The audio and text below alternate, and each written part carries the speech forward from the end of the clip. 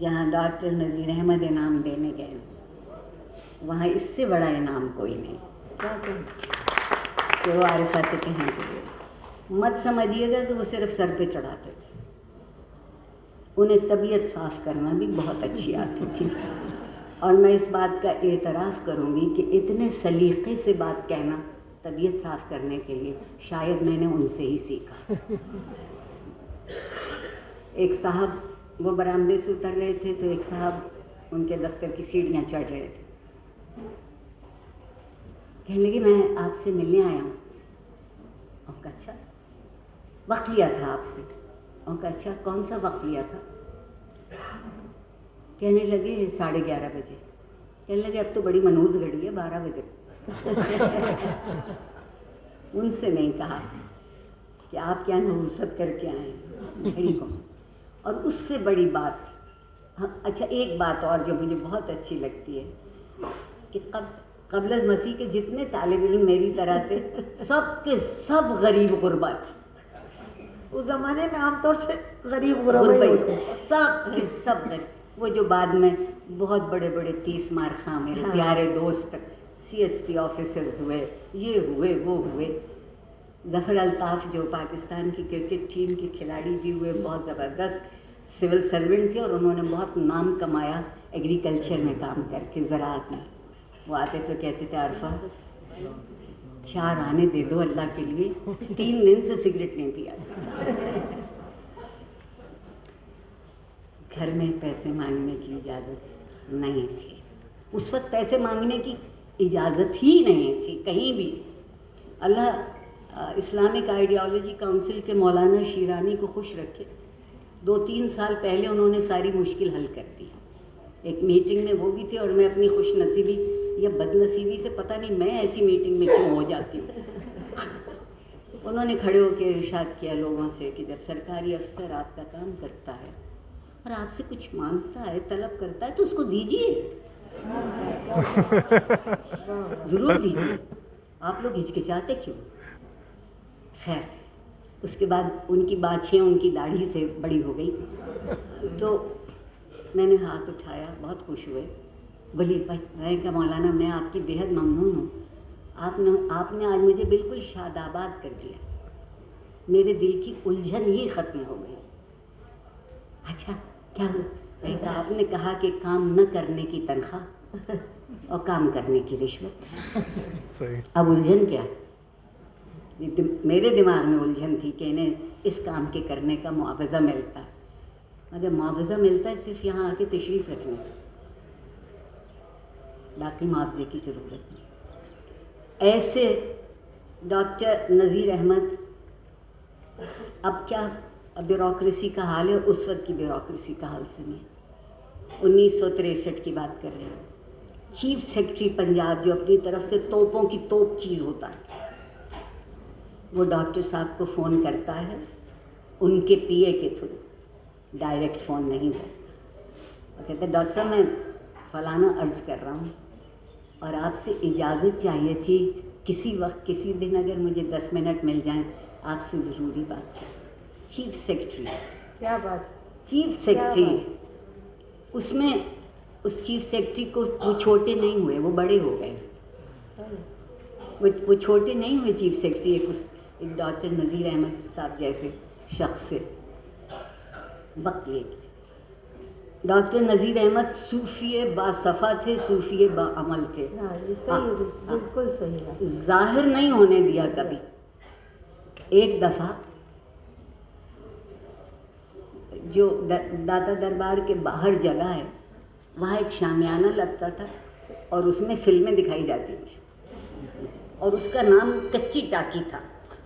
Talkies اس وقت پرانا نام تھا فلموں کا، کچی یعنی شامیانہ لگا ہے، اندر آپ فلم دیکھ لیجیے بیٹھ کے۔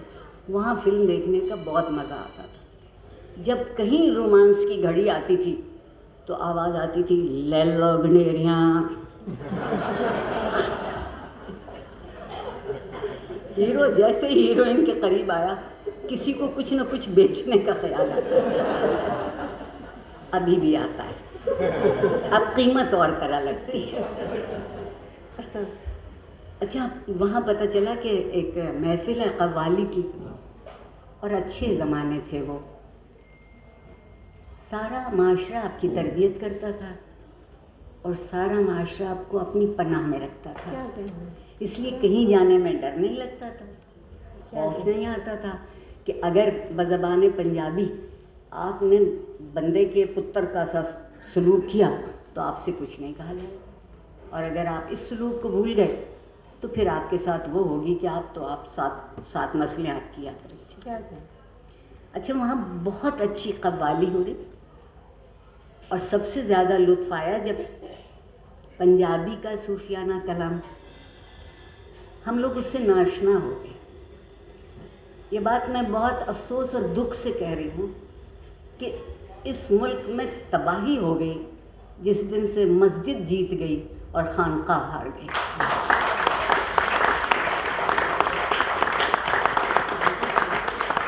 خانقاہ جمہوری ہے، خانقاہ میں کوئی یہ نہیں پوچھتا کہ تم کون ہو، کہاں سے آئے ہو، تمہارا کس پارٹی سے تعلق ہے، اور کس تم فرقے سے تعلق، ہاں کس فرقے سے۔ مسجد نے کیا کیا، اور اس کے لیے طالبان اور طالبان کے چاہنے والے، یہ قدر ان کی ہے۔ اب ہم نے، مجھے یہاں کا نہیں معلوم، یہاں بھی یہی ہوگا، باہر مسجدوں کے لکھا ہوا ہے مسجد اہل حدیث بریلوی، دوسری مسجد پہ جائیے وہاں لکھا ہوا ہے مسجد اہل حدیث دیوبندی۔ میری شامت آئی تو میں وہاں سے گزر رہی تھی، ایک مولانا بھی تھے، میں نے کہا میں نے سنا مسجد خدا کا گھر ہوتی ہے، اب وہ گھر بریلوی اور دیوبندی ہو گئے، تو میرا خدا کہاں رہتا ہے؟ مجھے بتا دیں کہ میرا خدا کہاں رہتا ہے۔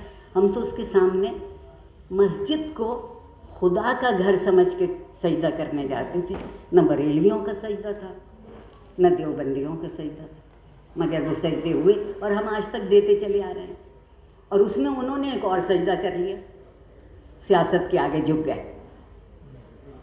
اب جتنا اچھا مولوی جس سیاستدان کے ساتھ ہے وہ پارٹی ہمیشہ فتح پاتی ہے۔ مثلاً طارق جمیل صاحب نے سب سے زیادہ کمال کر دیا، مولانا طارق جمیل صاحب، وہ وہاں جا کے حوروں کا قد ناپ کے آ گئے۔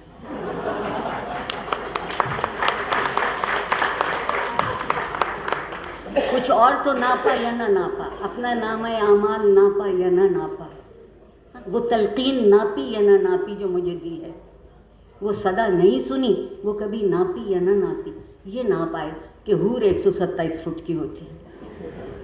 میرا کلاس فیلو، میرا ساتھی کیا غضب کا لکھتا ہے، خالد احمد اس کا نام ہے، آج بھی وہ ڈان میں لکھتے ہیں، کہیں نیوز ویک کے ایڈیٹر بھی ہیں۔ اس نے ایک چھوٹا سا کالم لکھا کہ میں مولانا طارق جمیل کے علم اور عمل دونوں کی انتہا تک نہیں پہنچ پایا، مگر یہ جاننا چاہتا ہوں کہ مردوں کا کیا ہوگا۔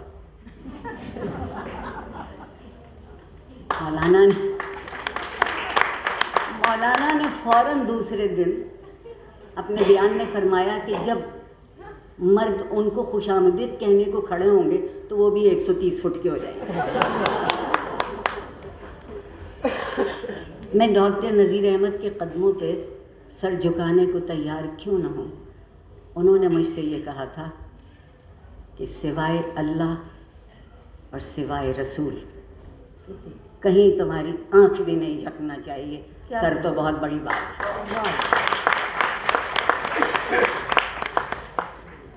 باٹنی کے استاد تھے، فارسی کے ماہر، اور خط اتنا خوبصورت تھا کہ آنکھیں اس خط کو چوم کے شرمندہ ہوتی تھیں کہ وہ کیسے ہاتھ ہیں جو اس کو لکھتے ہیں۔ میں اگر ڈاکٹر نذیر احمد کی باتیں کرتی رہی تو یہ میں پورا وقت لے لوں گی، مگر کہنا صرف یہ چاہتی ہوں کہ جو بھی زمانے میں کسی کو کچھ دیتا ہے وہ وہی دے سکتا ہے جو اس کے پاس ہوتا ہے، جو جس کے پاس ہے ہی نہیں وہ کیا دے گا، وہ کیا دے گا۔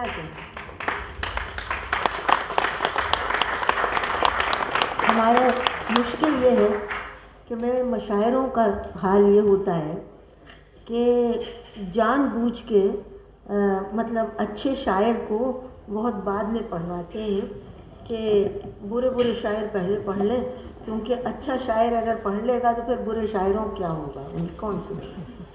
ان کے ساتھ میں اسی لیے ڈرتی ہوں کہ ان کی جو ہے گفتار، خوش گفتاری جو ہے وہ اتنا زیادہ لوگوں کو جکڑ لیتی ہے کہ چاہے اس میں کوئی بھی آ جائے، مطلب مولانا ظفر علی خان زندہ ہو کے آ جائیں، عطا اللہ شاہ بخاری آ جائیں، ڈاکٹر محمد اشرف آ جائیں، جو ہمارے بڑے بڑے مقرر، ان کی دال نہیں گلے گی. تو اس لیے کیا میں دل تو میرا یہی تھا کہ پہلے میں بول دوں، لیکن میں نے سوچا تھا کہ اتنے لوگ اتنی دیر سے گرمی میں بیٹھے ہیں، ہمارے لیے چھوٹی سی انہوں نے جگہ رکھی، انہوں نے سوچا ان کو سننے شاید کون آئے کون نہ آئے، اسی جگہ سے یہ اتفاق کی بات ہے کہ بھائی ہم ڈرامے کے اتنے خوبصورت سیشن سے اٹھ کے آ رہے ہیں، تو اب یہ کہ آخر لوگ اس میں کم ہی آئیں گے، تو لیکن میں نے دیکھا کہ یہ انہی کی کشش ہے، باقی مجھ میں تو اب اتنی کشش رہی نہیں. قصہ یہ ہے کہ انہی کا امینہ کا ایک فیسٹیول ہو رہا تھا، تو اس میں انہوں نے بڑا اچھا انتظام کیا تھا. اسکول کے چھوٹے چھوٹے پیارے پیارے بچے وہ ٹائیاں لگائے ہوئے، وہ دیکھتے تھے کہ کوئی بھی بڑی عمر کا آدمی ہے تو اس کو دونوں ساتھ لے کے اسٹیج تک لے کے جاتے تھے. رستہ لمبا تھا ذرا. میرے ساتھ بھی 2 چھوٹے چھوٹے فرشتے تھے، ٹائیاں وائیاں باندھے اپنے. تو میں دیکھ رہی تھی کہ میرے پیچھے پیچھے تو چل رہے ہیں مگر آپس میں کچھ باتیں کر رہے ہیں. تو اس میں کہا تھا why don't you ask her, why don't you ask her. تو میں نے کہا کہ بھائی کیا پوچھنا ہے بتاؤ مجھے. Madam we want to ask you something, it's rather odd question you know. میں نے کہا نہیں کوئی بات نہیں، تم جو چاہو مجھ سے پوچھو. Madam how old are you?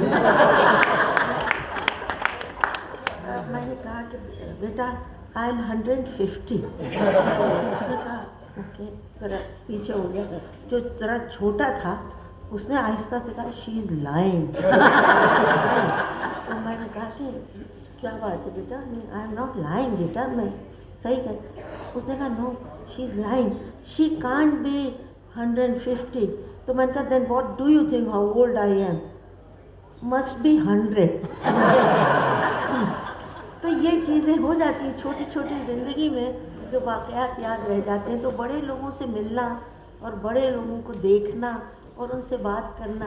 تو میں سوچی تھی کس کے بارے میں بات کروں، ڈاکٹر نذیر احمد جیسے آدمی کے بارے میں جو ان کے استاد رہے. مگر عارفہ ان کے بارے میں یہ بھی کہا جاتا ہے ایک ملنگ صفت آدمی تھے، اور ان کے بھائی ایک تھے جو کہ بالکل ہی فقیر ہو گئے تھے. یہ صحیح ہے؟ ڈاکٹر صاحب پکے فقیر تھے، شاید بڑے بھائی سے زیادہ فقیر ہوں گے. لیکن انہوں نے صوفیہ کا ایک راز سمجھ لیا تھا کہ خود کو ظاہر مت ہونے دینا. ہاں بس یہ سالک کا درجہ سمجھ. سالک کر وہ اپنے آپ کو ظاہر، لوگوں نے سمجھتے تھے کیا باٹنی کا استاد ہے، کیا اچھا ماؤنٹینئر ہے، کس قدر اچھا منتظم ہے. فارسی پہ بات کریں تو سعدی اور حافظ دونوں ان کے سامنے پانی بھرتے ہیں. عربی بولنے لگے تو کسی مولوی کی مجال نہیں ہے کہ زبان کھول سکے. پر کیا کہیں، مگر اس کے باوجود سینٹینری کی کانوکیشن ہے لاہور گورنمنٹ کالج لاہور کی 1964 میں. ابھی تشریف نہیں لائے ہیں جناب ایوب خان اور امیر محمد خان جو میر محفل نشان محفل. تو وہ باغ کی جگہ اگر دل ہوتا تو زیادہ اچھا تھا.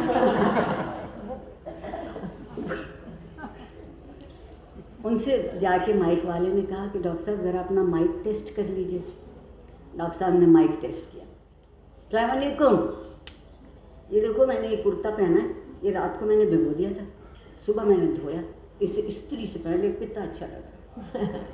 اور بہت اہتمام سے اس دن پہن کر آئے تھے، سبز کرتا سفید شلوار. کیا کہنا، کچھ پیغام دینا تھا اپنے مہمانان عزیز کو. اور ان کے اس سینٹینری پر جب ایوب خان تشریف لا رہے تھے اور حکومت نے ڈاکٹر نذیر کو ان کا تبادلہ کر دیا. لاہور میں تو حشر مچ گیا. ہمارے ایک آئی جی ہوتے تھے آفتاب رضا صاحب، کیا کمال کا، اس قدر مہذب آدمی پولیس میں دیکھنے سے عجیب بات لگتی تھی. ہم نے جب ڈاکٹر ہمیں بلایا نواب کالا باغ میں کہ وہ طالب علموں سے بات کریں گے، اور ان کا خیال یہ تھا کہ جو یونین کے لوگ ہیں یا جو اسٹوڈنٹ کاؤنسل ہے وہ ان کے پاس جائے گی. یہاں پورے کا پورا گورنمنٹ کالج ان سے ملنے گیا. میں یہ بتانا چاہ رہی ہوں، وہ لوگ جو مجھ سے کچھ تھوڑے ہی چھوٹے ہیں نوجوان، وہ دفعہ 144 لگی ہوئی تھی. 4 سے زیادہ لوگ ایک جگہ اکٹھے نہیں ہو سکتے تھے. سید علی کاظم ہمارے پریزیڈنٹ تھے یونین کے، انہوں نے کہا کہ ہر شخص کھڑا ہو کے اپنے گروپ سے دوسرے گروپ تک ہمیشہ تھوڑی دیر بعد اتنے ہاتھ پھیلا کے دیکھنا، وہ 4 فٹ کی جگہ ہوگی. آفتاب رضا کہتے تھے کہ میں نے اتنا منظم جلوس دفعہ 144 میں یہاں لگے گا جی نہیں، کچھ پتہ نہیں ہوتا.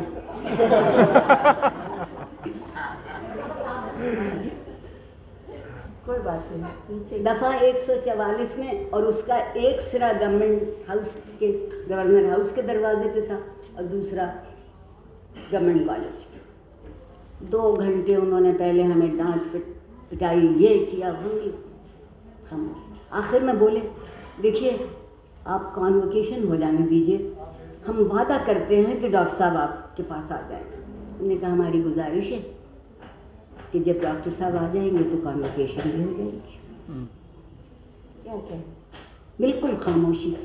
پھر انہوں نے تھوڑی دیر بعد ہمیں اس کمرے سے نکال دیا کہ آپ برابر کے کمرے میں بیٹھیے. ساری حکومت پنجاب وہاں بیٹھی تھی، اس سے انہوں نے مشورہ کیا. ایک 10 منٹ کے بعد ہمیں اندر بلایا. اچھا وہ کہتے تھے کہ تم لوگ ان کے لیے اتنا پریشان کیوں، تبادلے تو ہوتے رہے. سید علی کاظم نے کہا کہ وہ ہمارے باپ ہیں، وہ ہمارے باپ ہیں، ہم اپنے باپ کے بغیر کانوکیشن سوال. سب سے پہلے علی کاظم داخل ہوئے، پھر میں اور باقی کہنے لگے لے جاؤ اپنے باپ کو. یہ بات انہوں نے گورنر ہاؤس کے اندر اپنے کمرے میں کہی تھی. وہاں سے ہوتی ہوتی باہر تک آئی. ہم گورنمنٹ کالج 2 گھنٹے بعد پہنچے، مگر ڈاکٹر صاحب پہلے پہنچ گئے تھے کیونکہ جو لوگ وہاں کھڑے تھے وہ ڈھول بجاتے ان کو کندھوں پہ بٹھا کے لیا. میں نے آپ سے کیا تھا کہ فیض صاحب نے مجھ سے کہا جب میری آخری ملاقات ہوئی کہ آپ جہاں ہم لوگ بھی اب ہم لاہور میں رہیں گے تم آنا، اور 2 آدمیوں سے ضرور ملنا، ایک ڈاکٹر نذیر احمد اور ایک استاد دامن. استاد دامن کو میں نے دور سے دیکھا تھا لیکن میں ان سے کبھی اتنا ملی نہیں. آپ کی اجازت ہو تو استاد دامن کا ایک واقعہ سنا. ضرور. کیا بات، یہ کوئی تردامنی کے سامان ہو رہا ہے. ہاں جی ہاں، بڑا اچھا آپ نے کرم کیا ہمارے اوپر.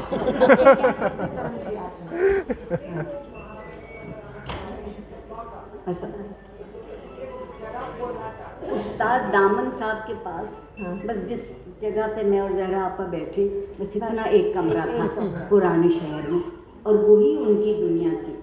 اور اس میں ایک طرف ان کا پلنگ تھا چھوٹا اور باقی سب کتابیں تھیں. دنیا میں کوئی چیز کہیں چھپی ہے، کسی کو چاہیے استاد دامن کے پاس چلا. وہاں میرے محبوب جنرل ضیاء الحق صاحب نے چاہا اور غریبوں کو کاغذ یہ سب باہر سڑک پہ پھر. جب استاد دامن گھر پہنچے تو پتہ لگا محلے والے ردی کی طرح سے ان کے کاغذ اٹھا کے ان کے کمرے میں پہنچا رہے ہیں. استاد دامن نے اس وقت ایک شعر کہا، پنجابی میں کہا، بہت سو کو سمجھ میں آ جائے گا. خاص طور پر جو لوگ سندھی بولتے ہیں میں ان کے لیے آہستہ پڑھوں گی تو وہ فوراً سمجھ جائیں گے. آنی چاہیے. یہاں ہر شخص وہی زبان سیکھنا چاہتا ہو پھر بھی نہیں سیکھ پاتا. بدنام کرا دیا لے کے زبان کو بھی اور بولنے والوں کو بھی. استاد دامن نے کہا نہ کڑی ہے، نہ شراب، نہ چرس دامن، نہ لڑکی، نہ شراب، نہ چرس. خیر اب تو چرس سرکاری ہو گئی، اس وقت نہیں. نہ کڑی، نہ شراب، نہ چرس دامن، تو شاید گھر وچوں بم نکلے. نہیں اسی لیے مجھے یاد آیا کہ ان کو ایک دفعہ اسی زمانے میں پولیس پکڑ کے لے گئے استاد دامن کو. وہ اور راوی میں کشتی میں ان کو بٹھا کے کہیں لے جا رہے ہوں گے دوسری جگہ سے, کسی ویران جگہ پہ جا کے مارے پیٹے کیا کریں. تو ہوا یہ کہ انہوں نے رستے میں جب دیکھا کہ اب معاملہ ذرا خطرناک ہو رہا ہے تو انہوں نے کہا کہ مجھے شاید میں اس طرح سے نہ کہہ سکوں کہ میں نے کتنے لے جا رہے ہو. تو انہوں نے کہا چنگی جگہ لے کے جا رہے ہیں. تو سمجھ گئے بیچارے کہ پیٹنے کے لیے لے کے جا رہے ہوں گے یا ڈبونے کے لیے لے کے جا رہے ہوں گے. تو انہوں نے کہا میں نے مارنا ہے تو خشکی تو مارو, دریا اچ نہ پاؤ کہ میں نے تیرنا نہیں آیا. مرنے کا مارنا تو خشکی تو مارتے, دریا اچ نہ پاؤ میں نے تیرنا نہیں. تو مطلب یہ جو باتیں ہیں لوگوں کی, جس طرح سے ان کے ذہنوں میں یہ باتیں آئیں, جیسے بیچارے حبیب جانب پہ مقدمہ چلا کہ اس کے پاس سے چھری نکلی ہے اور بھری ہوئی شراب کی بوتل نکلی ہے. تو حبیب جانب نے بیچارے نے کھڑے ہو کے جج صاحب سے کہا کہ جج صاحب چھری تو میں نے کبھی ترکاری کاٹنے کے لیے بھی نہیں لی, کیا پتہ میری بیوی نے کبھی جیب ویب میں رکھ دی ہو میری, میں کہہ نہیں سکتا, وہ تو نکلی نہیں. اور دوسرا الزام تو بالکل غلط ہے کیونکہ بھری شراب کی بوتل تو نکل ہی نہیں سکتی.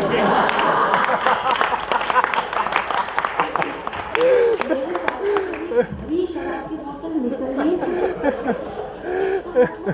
یہ سب باتیں جو ہیں یہ ہم بھول جاتے ہیں, لیکن جب ان لوگوں کے بارے میں ہم سوچتے ہیں اور ہمیں یاد آتی ہیں تو ہم دیکھتے ہیں کہ کیسی کیسی جنتوں کو ہم نے دیکھ لیا, کیسے کیسے لوگوں کو ان میں رہتے ہوئے دیکھ لیا. تو واقعی ایک لحاظ سے آپ کا بڑی خوش قسمتی کی بات ہے. مجھ سے بہت لوگ کہہ رہے تھے آپ کس پہ کہیں گی کس پہ کہیں گی. میں نے کہا آپ کا ساتھ ہے انہیں کے ساتھ لگ جاؤں گی, کسی نہ کسی بہت سے لوگوں کے بات کر حسین صاحب کی بات. اب دیکھیے آپ شاید آپ لوگ جانتے ہو انٹرنیشنل ان کی شہرت تھی حسین صاحب, ایم ایف حسین, بہت بڑے آرٹسٹ تھے. اور بہت اتفاق کی بات ہے, خوش قسمتی کی بات ہے کہ میرا ان کا بہت ساتھ رہا. میرا آپ سنا ہے ان کی تصویر کی جو کاپیز تھی وہ لاکھوں میں, وہ لاکھوں میں آیا, وہ نمبر وہ لاکھوں میں, اس وقت کے لاکھ. تو میں ان سے کیونکہ بے وقوفی کے ہی سوال کرتی رہتی تھی کہ یہ آپ نے گھوڑا کب سے بنانا شروع کیا. تو وہ کہتے تھے کہ بس کیا بتائیں چھوٹے تھے, وہ دل دیکھا تھا تو وہ دماغ سے نکلا ہی نہیں, تو اسی سے ہم نے شروع کر دیا. اچھا ننگے پاؤں رہتے, کبھی انہوں نے جوتا پہنے نہیں تھا. اب یورپ میں بڑی مشکل کہ آپ کسی ڈپارٹمنٹل اسٹور میں جائیں تو وہ آپ کو باہر نکال دیتے کہ آپ کے پاؤں میں چوٹ لگ جائے, کچھ ہو جائے. تو وہ کہتے تھے کہ دیکھیے آپ ڈپارٹمنٹل اسٹور میں تو ہم جا نہیں سکتے, سڑک پہ چل سکتے ہیں. سڑک پہ بھی بعض وقت پولیس والا روک لیتا تھا کہ ننگے پاؤں کہاں جائے. تو میں نے کہا کبھی کبھی جوتا پہن لیا کیجیے. تو بولے جو تھیلا کندھے پہ لٹکا ہے اس میں 2 جوتے رکھتا ہوں تو اگر پولیس والا پکڑے گا تو کبھی کبھی پہن لیا. ایک ہمیشہ چائے جب بھی بنا کے دودھ کرے تو آدھی پیالی دیجیے. میں کہ یہ آپ کیا کرتے ہیں آدھی پیالی, اتنی محنت سے چائے بناؤ اور لے کے آؤ آدھی پیالی. میں نے آپ کو پتا نہیں جب بمبئی میں سنیما کے پوسٹر پیش کرتا تھا تو چائے لیتا تھا ڈھابے سے, تو آدھا کپ چائے جو ہے وہ 2 پیسے میں ملتی, پورا کپ جو ہے وہ 4 پیسے میں ملتی. تو میں نے کہا یہ کیا پینٹ کرتے تھے آپ؟ ارے کہنے لگے کیا نہیں پینٹ کیا سوچ رہے. میں نے 20 فٹ تک کی جمنا بنائی, 24 فٹ کے سہگل بنائے, میں نے 18 فٹ کے میں نے موتی لال بنائے. میں نے کہا کوئی چھوٹے پت کا بھی بنایا کہ سب یہی بن کے مجھے وہ ہولڈنگس ہوتی تھی اوپر لگائی جاتی تھی تو مجھے اتنا پینٹ کرنا پڑتا. میں نے کہا اس کے تو بڑے پیسے ملتے ہوں گے. مجھے بہت ملتے, 2 آنے اسکوائر فٹ. میں نے کہا اتنے بڑے بڑے یہ جو رکھتے تھے آپ کہاں پینٹ کرتے تھے؟ تو انہوں نے کہا جب ٹرین چلنا بند ہو جاتی تھی تو پٹریوں پہ تختے رکھ کے میں پینٹ کرتا ہوں. تو یہاں سے چلے اور پھر کہاں پہنچے. لیکن ایک عجیب صفت تھی کہ ایک ہمارے صادقین صاحب تھے کہ جنہوں نے کبھی کوئی تصویر بیچی نہیں. طبقہ اناس میں سے کوئی بھی آئے اور کہے کہ بہت اچھے لگ رہے ہیں آپ, کیا ہاتھ ہیں آپ کے, اور یہ تصویر تو کیا کہتے لے جائے. تو انہوں نے, لیکن حسین صاحب نے ایک بات کی جس کو دل چاہا تصویر دی, ورنہ کمرشل اینگل کی سامنے تھا. ایک دفعہ یہ ہوا کہ مجھے انہوں نے فون کیا کہ آپ آ جائیں لندن کی بات. تو میں نے کہا اچھا کہ خیریت ہے؟ مجھے خیریت ہے, شاہ رخ خان آ رہا ہے. میں نے کہا اس میں تو ہم ٹرین میں یا ٹیکسی کیا پیدل بھی آ سکتے ہیں. شاہ رخ خان ہمیں بہت بیٹھے ہوئے, ان سے بعد میں باتیں کر رہے تھے. اتنے میں ایک فون آیا کہ ایک صاحب اور آ رہے ہیں. وہ صاحب اس وقت کوئی بڑے انڈسٹریلسٹ تھے, ہندو یا فیملی میں سے کوئی تھے. تو وہ آئے تو انہوں نے کہا کہ فرمائیے, ان کا میرے بیٹے کی شادی ہے اور آپ اس کا کارڈ بنا دیجیے. تو انہوں نے کہا جی ہاں ضرور بنا دوں گا. انہوں نے کہا کہ آپ ایسے کیجیے کہ 50,000 پاؤنڈ بھجوا دیجیے تو میں بنا دوں گا. انہوں نے کہا کہ حسین صاحب that is rather too much, اور آپ تو ایسے بات کر رہے ہیں جیسے کہ سودا کر رہے ہوں. تو انہوں نے کہا یہ آپ ہی سے سیکھا ہے, ہمیں کہاں آتا تھا, یہ سب آپ ہی سے سیکھا ہے. لیکن شاہ رخ خان کو انہوں نے, جو کہ انہیں پسند تھا, ان سے اچھی بات کر رہا تھا, بڑا ایکٹر تھا, تصویر ان سے جو چاہیے مل جائے.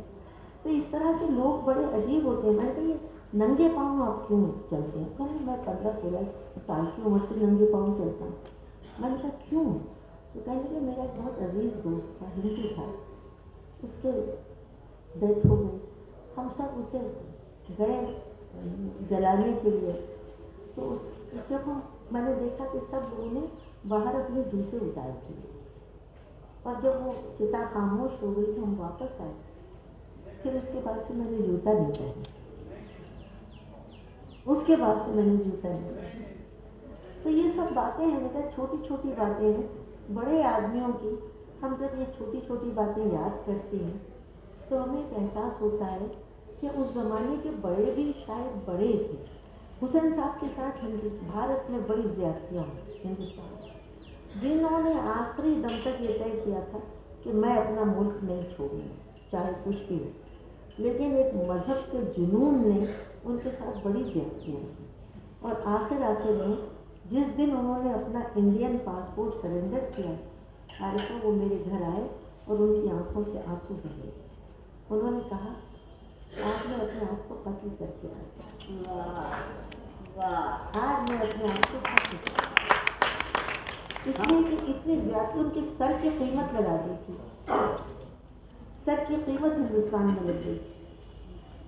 تو انور ہنس کے کہتا تھا کہ آپ ہر ایک کے گھر مت ٹھہریے, آپ کے سر کی قیمت جو ہے ملینس میں ہو گئی ہے, کوئی بھی سر کاٹ کے اور لے جائے گا. کہ ہاں کیا کوئی سر پہ ہاتھ رکھ کے سوتا ہوں, سر پہ ہاتھ رکھ کے سوتا ہوں. تو یہ سب لوگ جو ہم نے دیکھ لیے, اور اس طرح سے جیسے بہت سے لوگ مجھ سے کہیں گے فیض صاحب کے بارے میں, فیض بن کر پھر کسی وقت سنائیں گے بچوں کو. فیض صاحب کے بارے میں انہیں بہت رہا ہے ان کے ساتھ. غیر آپا ایک میں فرمائش کر رہی ہوں بچوں کی خاطر. فیض صاحب جب کبھی بھی, جب زہرا آپا لندن میں رہتی تھی تو کہیں اور نہیں ٹھہرتے تھے سوائے ان کے گھر. ایک دفعہ وہ وہاں قیام جزیر تھے اور زہرا آپا وہ ٹیلی فون کی گفتگو سنا دی جب آپ سیر کر رہی تھی. اچھا ہوا یہ, صبح صبح وہ اپنا تیار ہو کے اور اپنا ڈائننگ ٹیبل پہ بیٹھ کے وہ اپنا کچھ کام بات کرتے. اس زمانے میں موبائل وغیرہ جو تھے, تو ٹیلی فون بجا تو میں نے بتایا بڑی اچھی آواز تھی کہ آپ کے یہاں فیض صاحب ٹھہرے ہوئے ہیں. تو میں نے کہا جی فیض صاحب ٹھہرے ہیں, میری ان سے بات کروا دیں گی آپ؟ میں نے کہا جی میں دیکھتی ہوں.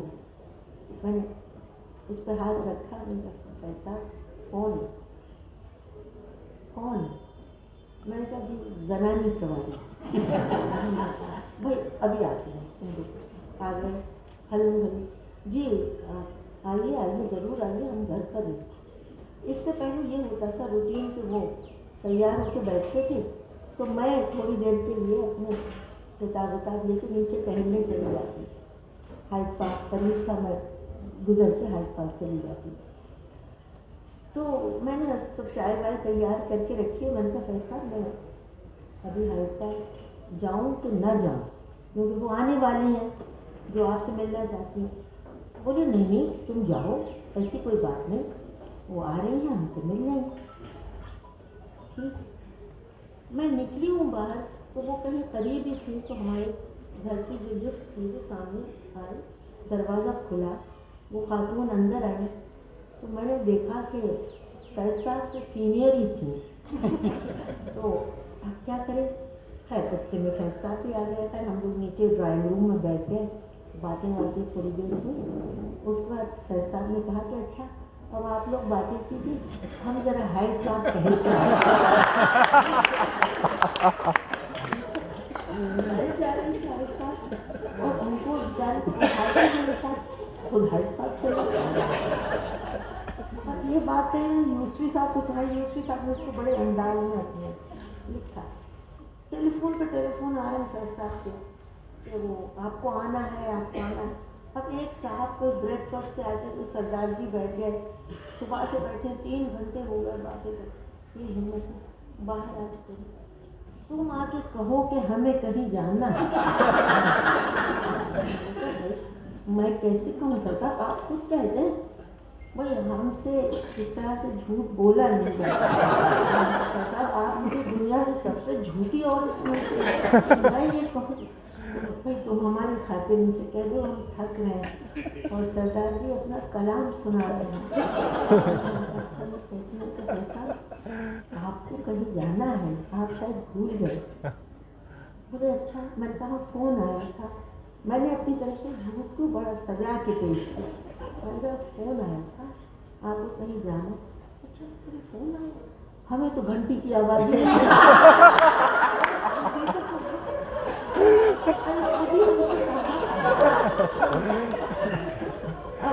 میں اور بڑا گئی کیا کہوں.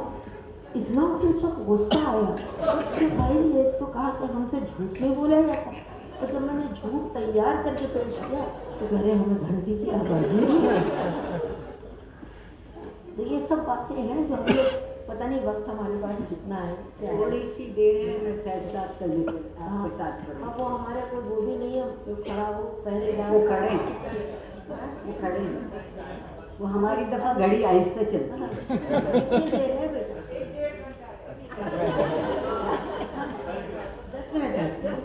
فیض صاحب کی ایک میری خوش نصیبی کی بات.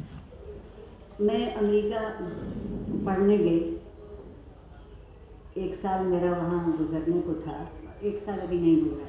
تو ایک دن دوپہر کو کھانا کھانے کے لیے کیفیٹیریا کی لائن میں لگی. مجھے لگتا ہے کہ 10-15 آدمی آگے مجھ سے فیض صاحب کھڑے. میں کار پسندہ تجھے یہاں بھی نہیں فیض صاحب ملے ہو، یہاں کہاں سے اسٹوڈنٹ کیفیٹیریا میں آ کے کھڑے ہوں گے، یہ بھی کوئی جگہ اگر وہ یہاں. اور ہوائی جگہ تھی، ہوائی بھی آ بھی گئے. پھر دیکھا کہ نہیں فیض صاحب بھی کھڑے. پھر خود سے کہا. تیسری دفعہ میں نے ٹرے وہیں رکھی اور خود آگے چلی گئی تو فیض صاحب وہاں کھڑے. میری ان کی کئی سال کے بعد ملاقات ہو رہی تھی. میں نے سلام کیا، اپنی ٹرے مجھے پکڑائی، کہا تم ہم دونوں کے لیے کچھ کھانے کو لے کر آؤ، میں جا کے میز دیکھتا ہوں. ٹھیک نہ یہ کہ وہ وہاں نیومی لیزارڈ ایک انگریزی امریکی شاعرہ تھی، ان کا بھی انتقال ہو گیا. نیومی ان کا کلام اردو سے انگریزی میں ترجمہ کر رہی تھی. مجھے ترجمہ کہنا اچھا نہیں لگتا، میں منتقل کرنا کہتی ہوں. ترجمے میں تو صرف لفظ بدلتے ہیں، منتقل ہونے میں خیال ایک زبان سے دوسری زبان تک جاتا ہے. تو میں نے فیض صاحب سے کہا کہ فیض صاحب جب آپ دن میں ہوتے ہیں اس سینچر کے کلچر لرننگ انسٹیٹیوٹ میں، تو آپ کا سرکاری دفتر ہے اور آپ وہاں، تو وہاں تو بیٹھنے کی آپ سے درخواست نہیں کی جا سکتی، ہم پڑھنے میں ہوتے ہیں. آپ ہی اجازت دے دیں کہ جب شام کو آپ دونوں بیٹھ کے بات کرتے ہیں تو میں اس سے آ کے بیٹھ جاؤں. وعدہ کرتی ہوں کہ مکھی کی طرح دیوار پہ چپکی بیٹھی ہوں، ہلوں گی بھی نہیں. آپ کہیں گے کہ چائے بنا دو تو بنا دیں. فیض صاحب کی گفتگو سننا تو اپنی جگہ ہے. میں اس تربیت کے لیے اگر اپنی جان بھی دے دوں تو قیمت نہیں دے پاؤں گی. میں قیمت نہیں دے پاؤں گی اس تربیت کے لیے. اور وہ تربیت یہ تھی کہ لہجہ دھیما ہوگا, آواز کبھی اونچی نہیں ہوگی, کبھی لفظ کبھی نازیبا نہیں ہوں گے. یہ ان کی خصوصیت تھی. اس سے بڑی بات یہ تھی کہ دو لوگ بیٹھے ہیں, ایک انگریزی کی شاعرہ اور ایک اردو کے شاعر جو انگریزی میں ایم اے ہیں, اور وہ دونوں آپس میں دو مختلف جہانوں کی شاعری کی بات کر رہے ہیں. میں جو تربیت کہہ رہی ہوں, میری سمجھ میں آیا کہ انگریزی میں شعر کہنے والا کیا سوچتا ہے اور اردو میں شعر کہنے والا کیا سوچتا ہے, اور وہ اپنے خیال کو اور کبھی کبھی فیض صاحب میں ان کے پیچھے بیٹھتی تھی, پیچھے, تاکہ ان کو کسی طرح پیچھے مڑ کے دیکھتے کہتے, بھائی عارفہ انہیں وصل کے معنی کیسے سمجھا. اور ایک دن بہت خوش ہوئے, کہنے لگی کہ عارفہ انہیں وصل کے معنی کیسے سمجھا, کیونکہ فیصلہ کر کے تم بہت نالائق. ایسا فراق کھیلا سیر چشم مارنے, کسی سے کبھی کوئی برائی ہم نے ان سے کبھی سنی نہیں. بلکہ میں تو کہتی کہ ہم لوگ اتنے, میں موڈ میں آ کے کسی کی برائی کر لوں, بھائی تم سے کس نے سنا, تم نے کیسے سنا, کیسے کیسے سنتی تھا صاحب, میں نے خود سنا. تو وہ یہ کہتے تم ایسی فضول باتیں سنتی کیوں. یعنی وہ میرا ہی قصور بتا دیتے تھے اس لیے کہ تم اس طرح کی فضول باتیں سنتی کیوں, ضرورت نہیں ہے تمہیں یہ سب سننے کی. ایک بار ہم کہیں کھانے پہ جا رہے تھے, تو فیض صاحب بیروت سے ایک دم ہی آئے, تو میرے میاں نے کہا کہ فیض صاحب کو کتنے چلتے ہیں. میں نے کہا بھائی کوئی اصول مانے نہ ہو, وہ لوگ ذرا دوسری طرح کے لوگ ہیں, ان کے یہاں نام وام لکھے ہوتے ہیں, اکڑے نیپکن ناک تک آ جاتے ہیں, یہ سب ٹھیک ہے. انہوں نے کہا نہیں ایسا ایسے اس کے لیے پوچھے, کہ پیسہ ہم لوگ کہیں کھانے کو جا رہے, اگر کوئی اصول مانے نہ ہو تو آپ ہمارے ساتھ چلیے. انہوں نے کہا کہ تم کیسی بات کرتے ہیں, اصول ہوتا ہے تحریر میں, اصول ہوتا ہے تقریر میں, اصول ہوتا ہے انقلاب میں, کسی کے گھر کھانا کھانے.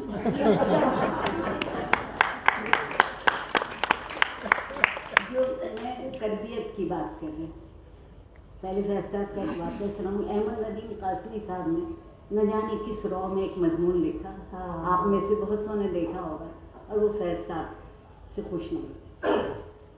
ہم میں سے اکثر کے ساتھ یہ ہو جاتا ہے کہ جب ہمیں اپنے علاوہ کوئی نظر آنے لگتا ہے تو ہم اپنا قصیدہ خود ہی پڑھنے لگتے ہیں. فیض صاحب اسلام آباد گئے ہوئے تھے, وہاں ایک محفل میں کسی نے ان سے پوچھا کہ فیض صاحب احمد ندیم قاسمی صاحب نے وہ مضمون آپ کے لیے لکھا, اچھا نہیں کیا, آپ نے دیکھا, آپ کچھ کہیں گے.